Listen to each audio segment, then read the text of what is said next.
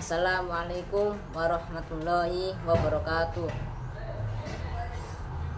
Innal hamdalillah nahmaduhu wa nasta'inuhu wa nastaghfiruh wa na'udzu billahi min syururi anfusina wa min sayyiati a'malina.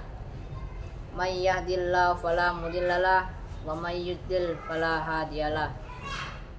Asyhadu an la ilaha illallah wa asyhadu anna Muhammadan abduhu wa rasuluh la nabiyya ba'da. Qala ta'ala fil kitabil karim, a'udzu billahi minasyaitonir rajim. Ya ayyuhalladzina amanu taqullaha haqqa tuqatih wa la tamutunna illa wa antum muslimun. Puji syukur tetap kita panjatkan kepada Allah Subhanahu wa taala yang telah memberikan kita sebuah nikmat yang tiada tanding, yaitu nikmat sehat, nikmat bernafas, dan nikmat hidup hingga detik ini. Tak lupa juga sholawat serta salam selalu kita panjatkan kepada junjungan kita Nabiullah Muhammad sallallahu alaihi wasallam. Pada kesempatan yang singkat ini, saya akan membawakan tema yang ringan untuk dibahas dan insya Allah akan bermanfaat bagi kehidupan kita sehari-hari. Saya akan membawakan sebuah hadis ahkam yang mungkin sudah banyak didengar oleh banyak orang atau sudah umum. Hadis ini berkaitan tentang Al-Quran dan penting isinya. Hadisnya berbunyi, an Utsman bin Affan radhiyallahu anhu qala Rasulullah sallallahu alaihi wasallam, Iqra'ul Qur'ana fa innahu ya'ti yaumal qiyamati syafi'an li ashabi. Rawahul Bukhari. Artinya dari Utsman bin Affan radhiyallahu anhu berkata, Rasulullah sallallahu alaihi wasallam pernah bersabda, bacalah Al-Quran maka niscaya dia akan datang pada hari kiamat sebagai pembawa syafaat. Hadis riwayat Bukhari. Rasulullah Shallallahu Alaihi Wasallam menjelaskan dalam hadis ini bahwasanya orang yang baik tidak hanya orang yang memiliki hati yang lapang, melainkan orang yang dapat mempelajari Al-Quran dan juga orang yang dapat mengamalkannya ataupun dapat menjelaskan atau menerangkannya kepada orang lain. Orang yang seperti ini di zaman saya ini mungkin sangat jarang ditemui.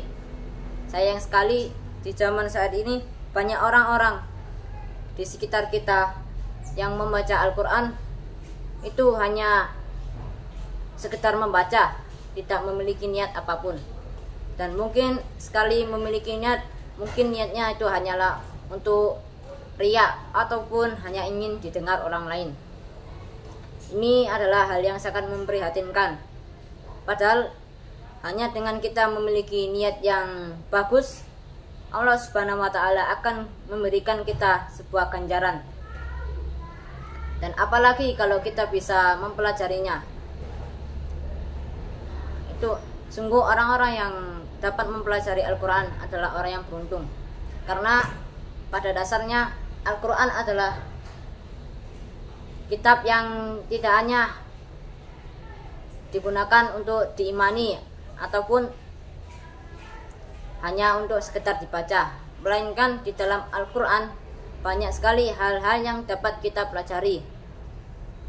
Banyak ilmu yang dapat kita ketahui hanya dengan mempelajari dan mendalami ayat-ayat Al-Quran.